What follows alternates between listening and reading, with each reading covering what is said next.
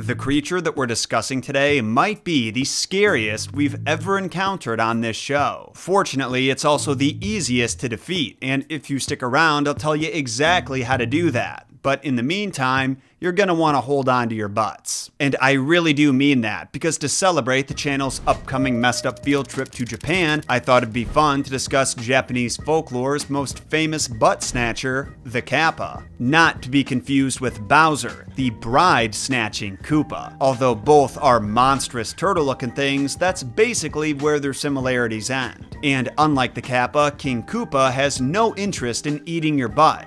Unless you're Princess Peach. Oh come on, demonetized already? We didn't even get to the gross stuff. You see, Kappas have haunted the roads, rivers, and lakes of Japan for generations, and in that time, they've taken many names and forms. Kawappa, Kogo, Kawataro, Mizuchi, Enko, and a bunch more that I'll probably mispronounce. There are more than 80 variations of Kappas that change based on the region and time period. But nowadays, they're almost exclusively called Kappas, a term that means child of the river and comes from the Kanto region. The real one, not the one from Pokemon. The Kappa is most always portrayed as a teenage mutant turtle, rocking a shell, webbed feet, and claws, and standing about as tall as a 12-year-old. Each Kappa also has a crater in the top of its skull that holds a pool of magic water. At least I think it's magic water. It definitely has a magic effect, because whenever the water bowl is full, Kappas have the strength of 10 full-grown men.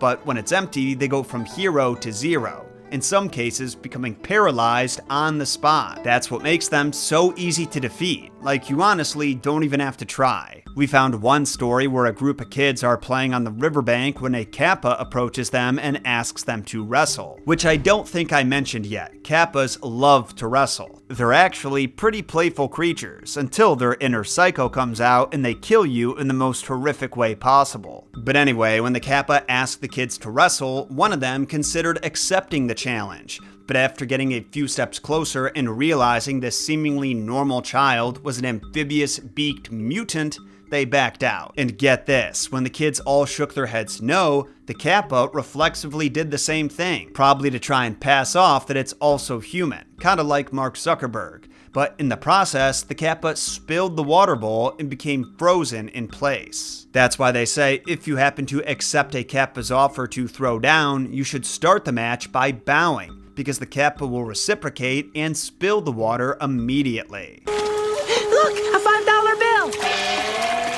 Darn, I'm stuck!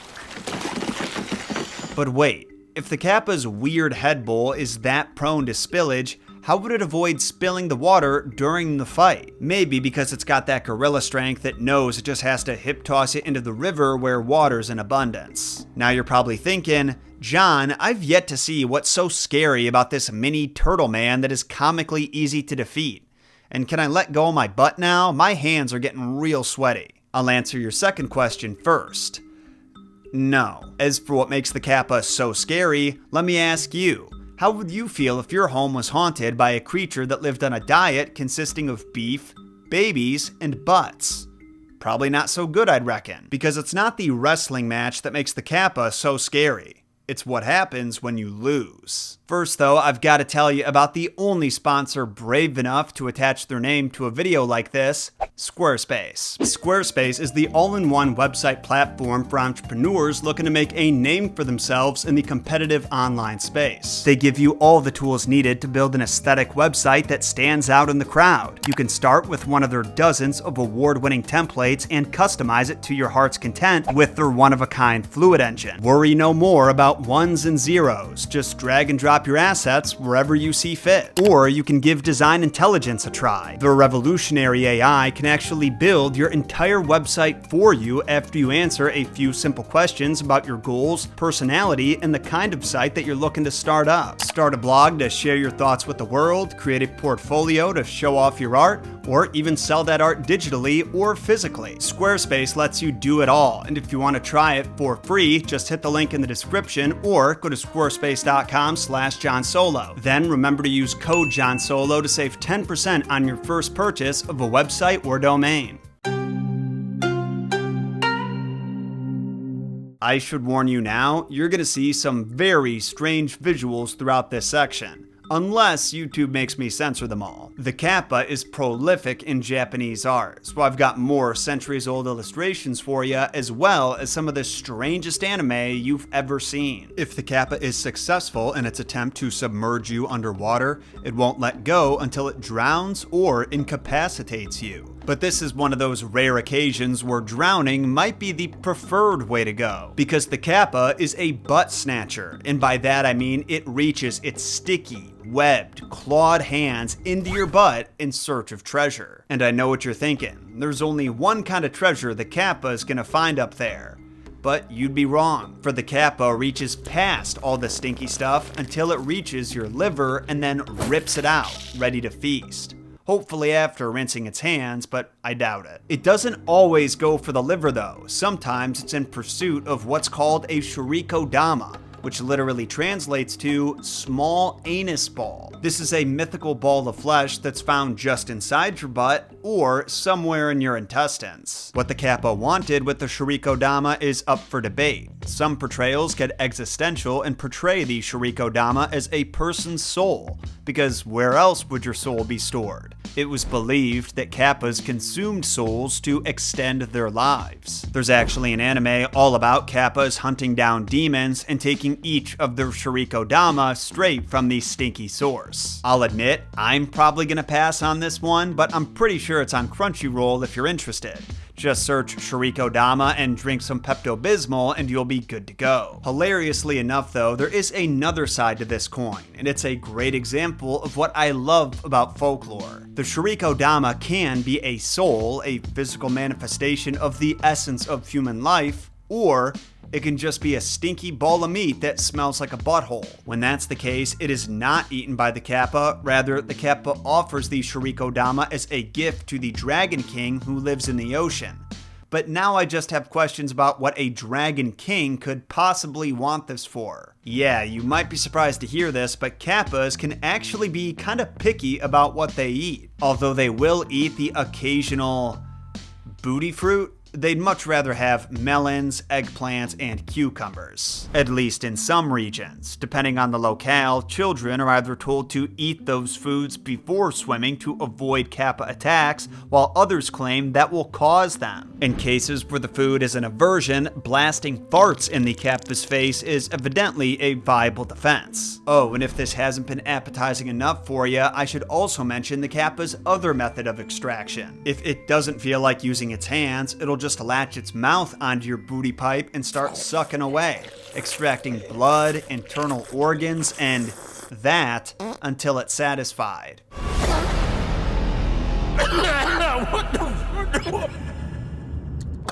Yeah, I don't know how to feel about Cap'n from Animal Crossing anymore, because as his name hints at, he's a Kappa, and he's been spending a lot of time near the water recently. I'm not going to be taking a ride on his boat anytime soon. This is only the tip of the iceberg though. Kappas have been known to engage in even more disturbing activities than that, if you can believe it. And I think the best way to illustrate that would be to tell you some stories about them.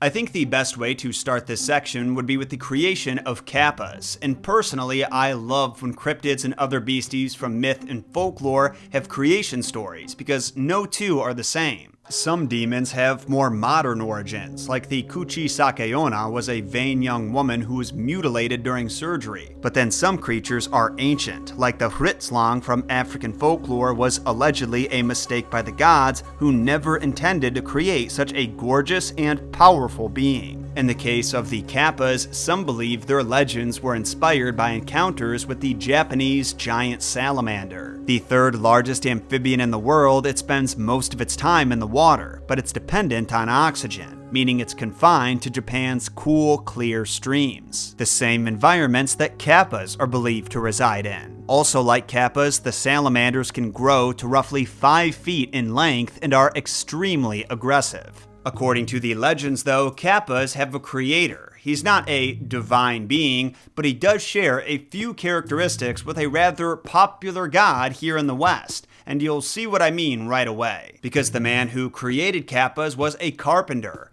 a carpenter who needed some extra hands to help on a project, so he made some dolls out of straw and bamboo and then breathed life into them. The trouble came after the project was completed. In one version, it was the carpenter's plan to just abandon the dolls by the river, assuming that nature would take its course and they would just fall apart eventually.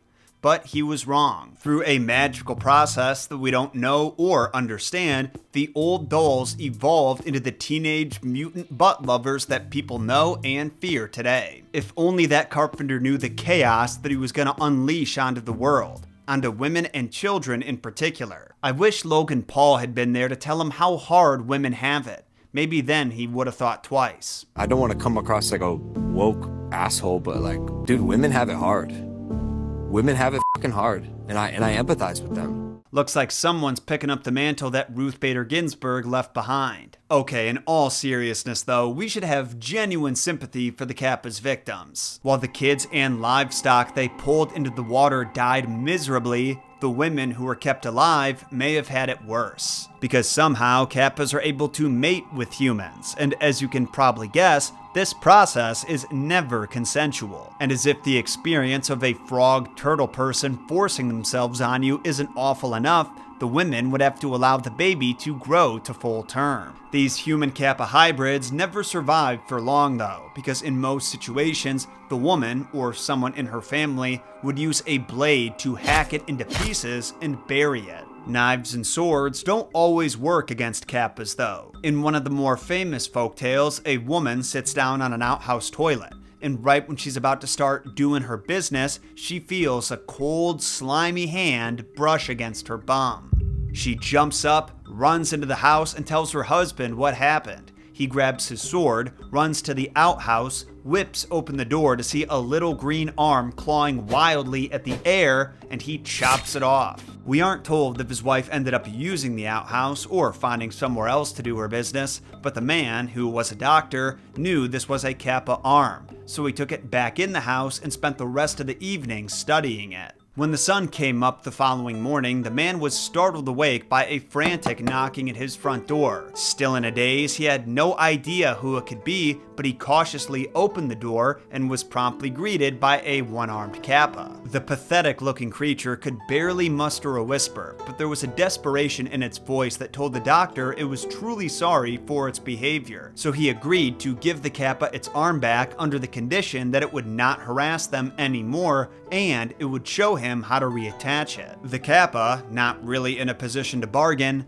agreed. And from that day forward, that doctor became a specialist in bone-setting medicine. To be honest, I am not sure how the Kappa anatomy would apply to humans, because the reason Kappas can reattach their limbs is because they were originally made of sticks and straw, but I'm probably taking it too seriously. That's another interesting component to the Kappa though. On occasion, they can actually coexist with humans, but usually that requires them being dominated or defeated, like the doctor did in that story. Or even how that one was tricked by the kids into spilling the water from his head. Sometimes, when a Kappa is defeated, they'll just move on to another location entirely. But here and there, they make a deal with the locals where they stop attacking people and livestock as long as they're supplied with some of their other favorite foods I mentioned earlier. In these cases, there's usually a Kappa shrine somewhere in the town for locals to leave offerings at. You can actually do this yourself in the game Ghostwire Tokyo. In a side mission where you're tasked with catching a Kappa, you lure it there by placing a cucumber on a shrine.